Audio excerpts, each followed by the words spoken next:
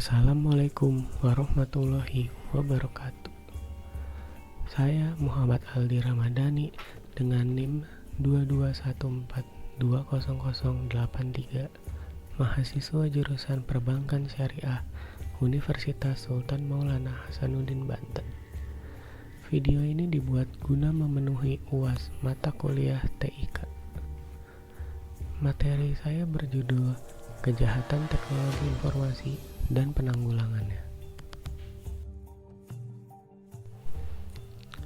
Perkembangan masyarakat zaman sekarang ini semakin maju dan didukung oleh pertumbuhan teknologi telekomunikasi hingga ikatan antar negara sudah bersifat mendunia, sehingga menghasilkan tatanan dunia baru. Demikian ini tidak dapat dipungkiri bahwa dampaknya terhadap perkembangan masyarakat Indonesia yang sedang membangun di era reformasi itu telah dihadapkan dengan berbagai krisis, baik politik, ekonomi, dan sosial budaya. Dan ini harus ditangani agar bangsa dan negara Indonesia tetap dipandang keberadaannya di antara bangsa-bangsa di dunia.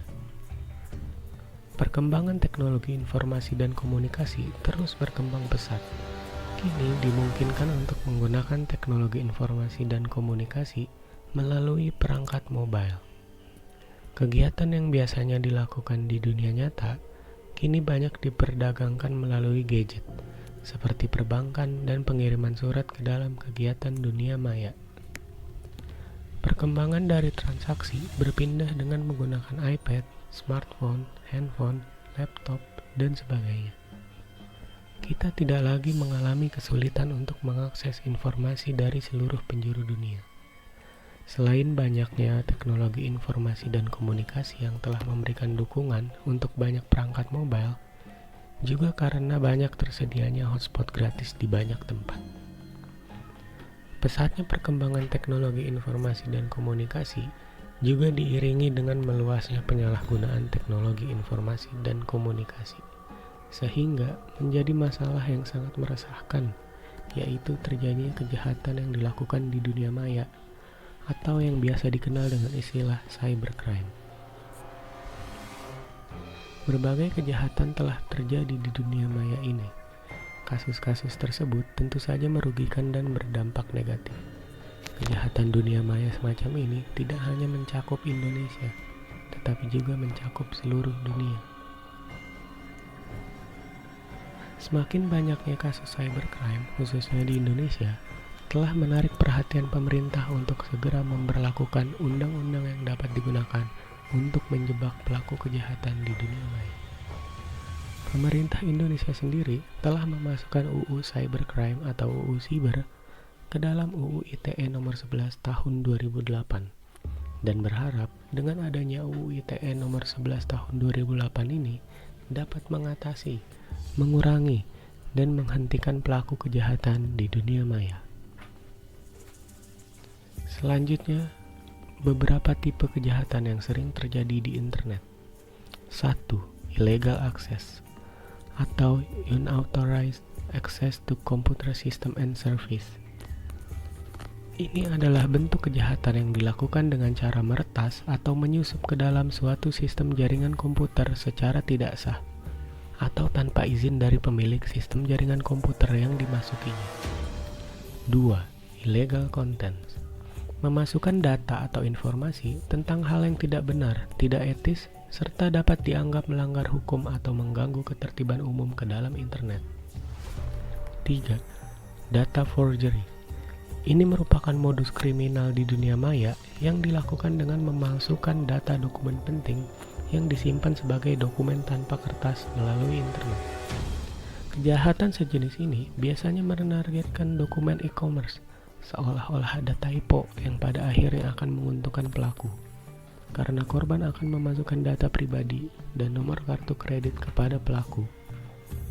4. Cyber espionage.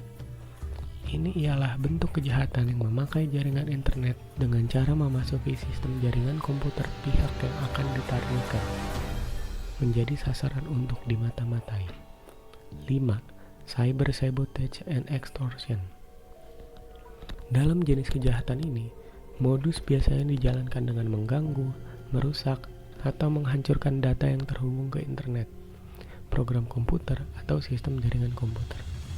Biasanya, kejahatan semacam ini dilakukan dengan cara memasukkan logic bomb, virus komputer, atau program tertentu, sehingga data, program komputer, atau sistem jaringan komputer tidak dapat digunakan, tetapi telah dikendalikan oleh penjahat sesuai kebutuhan. 6.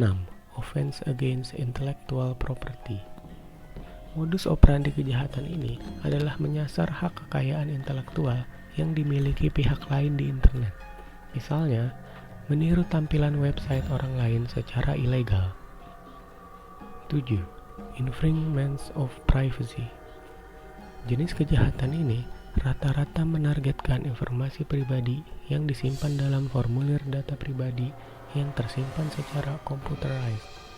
Apabila orang lain mengetahuinya, hal itu dapat menyebabkan kerugian terhadap korban secara material maupun imaterial, seperti bocornya nomor PIN ATM dan lainnya. Seperti halnya kehidupan nyata, ada yang hitam dan ada yang putih. Ada yang berperan seperti pahlawan dan ada pula yang seperti penjahat. Untuk memahami cybercrime, kita juga harus memahami apa yang disebut dengan hacker, cracker, dan lainnya. Lebih detailnya adalah sebagai berikut. 1. Hacker. Menurut Ustadianto, definisi hacker adalah orang-orang yang ahli dalam bidangnya. Hacker ialah orang yang doyan mempelajari komplikasi sistem komputer dan melakukan eksperimen. Mereka cerdas dan mahir untuk menyusup ke dalam jaringan komunikasi suatu pranata di dunia maya. Peretas ini anti sensor, anti penipuan, dan memaksakan hasrat orang lain. Mereka bertaut prinsip bahwa hacker bermaksud meningkatkan keamanan jaringan internet. Mereka memuliakan etika atau norma yang berlangsung di dunia maya. Contohnya, jika ada sebuah perusahaan perbankan mengatakan tentang jaringan sistem komunikasinya sangat rumit dan mustahil untuk diretas, serta tak akan ada yang berhasil menembus, maka hacker akan menghadapi tantangan tersebut. Dan selepas berhasil, mereka akan memperingatkan alangkah lemahnya sistem informasi perusahaan itu. Oleh karena itu, tak sedikit dari mereka yang berakhir dengan direkrut perusahaan untuk mengamankan sistem informasi dan komunikasi di dunia maya. 2. Cracker. Di dunia maya, ada beberapa sisi menakutkan dari hacker. Mereka disebut cracker. Para cracker secara ilegal menyusup, menembus, serta merusak situs web dan sistem keamanan jaringan internet hanya untuk tujuan hiburan dan keuntungan. Setelah berhasil menghancurkan situs sebuah perusahaan, mereka merasa bangga. Serangan cracker juga sangat luar biasa. Ada sekitar 100 serangan cracker dalam sehari.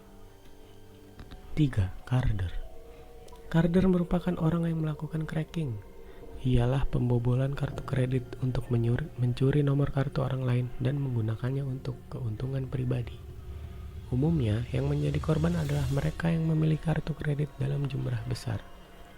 Menurut hasil penelitian, kejahatan carding, pada tahun 2002, Indonesia menduduki peringkat kedua setelah Ukraina.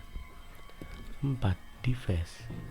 Deface merupakan suatu gerakan menyusup ke suatu situs, kemudian mengganti tampilan halaman situs untuk maksud tertentu. Indonesia pernah diserang para deface yang mengubah situs TNI. Tampilan gambar burung Garuda diganti dengan lambang Palu Arit. Tampilan homepage Polri juga diubah menjadi gambar wanita telanjang.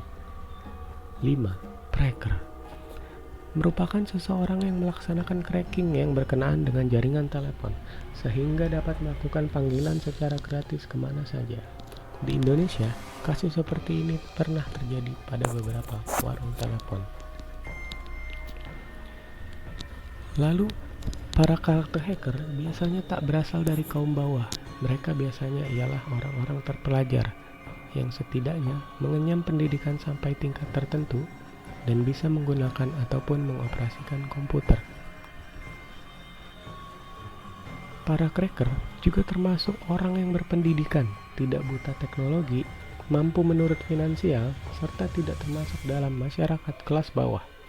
Kejahatan seperti ini dapat diklasifikasikan sebagai white collar crime atau kejahatan kerah putih. Joanne Miller membagi pelakunya menjadi 4 kategori. Yang pertama, Organizational Occupational Crime. Penjahat melakukan tindakan ilegal atau merugikan orang lain lewat jaringan internet untuk kepentingan atau keuntungan suatu perusahaan. Pelakunya adalah para eksekutif. Kedua, Government Occupational Crime. Melakukan suatu tindakan yang ilegal melalui internet, namun dengan persetujuan atau perintah dari negara atau pemerintah. Pelakunya sendiri ialah pejabat atau birokrat. Meski dalam banyak kasus, bila mana hal tersebut terkuak, maka akan dibantah. 3. Professional Occupational Crime. Beragam pekerjaan yang melakukan kejahatan secara disengaja atau malpraktik. Keempat, Individual Occupational Crime. Ialah para pengusaha, pemilik modal, atau orang-orang independen lainnya yang melakukan perbuatan menyimpang. Walaupun tingkat sosial ekonominya mungkin tidak tinggi, dalam aspek pekerjaannya, kelompok ini mengambil jalan yang menyimpang dan melanggar hukum atau merugikan orang lain. Selanjutnya ada karakteristik kejahatan cybercrime. 1. Perbuatan yang dilakukan secara ilegal, tanpa hak atau tidak etis tersebut terjadi di ruang atau dunia maya, sehingga tidak mungkin untuk menentukan yurisdiksi hukum negara mana yang berlaku untuk tindakan tersebut. 2. Perbuatan tersebut dilakukan dengan menggunakan perangkat apapun yang dapat tersambung ke internet. 3. Kerugian material maupun non-material yang disebabkan oleh tindakan-tindakan ini seringkali lebih besar daripada kejahatan tradisional. 4.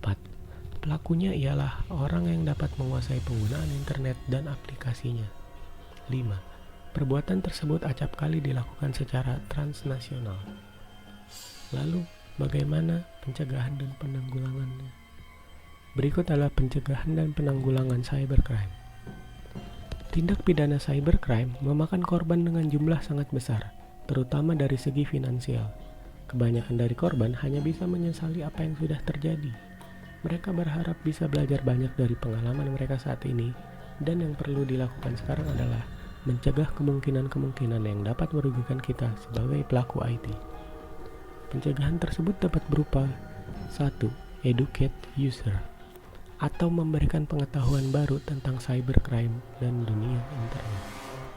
2. Use hackers perspective, atau menggunakan pemikiran hacker untuk melindungi sistem Anda. 3. Patch system, atau menutup lubang-lubang kelemahan pada sistem. 4.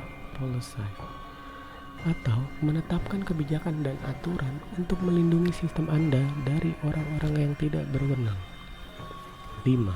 IDS, atau Intrusion Detection System bundled with IPS. 6. Firewall. 7.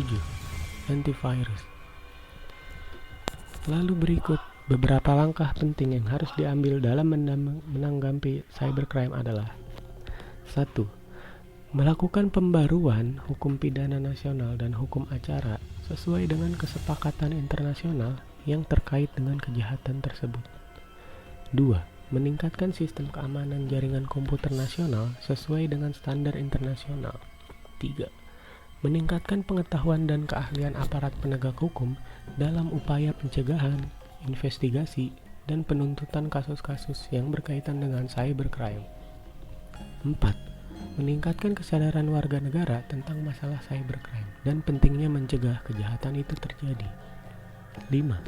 Meningkatkan kerjasama dari berbagai negara, baik kerjasama bilateral, regional, maupun multilateral dalam upaya mengatasi cybercrime, termasuk melalui perjanjian ekstradisi dan perjanjian bantuan timbal balik atau Mutual Assistance Treaties. Namun, ada beberapa hambatan dalam penanganan cybercrime ini.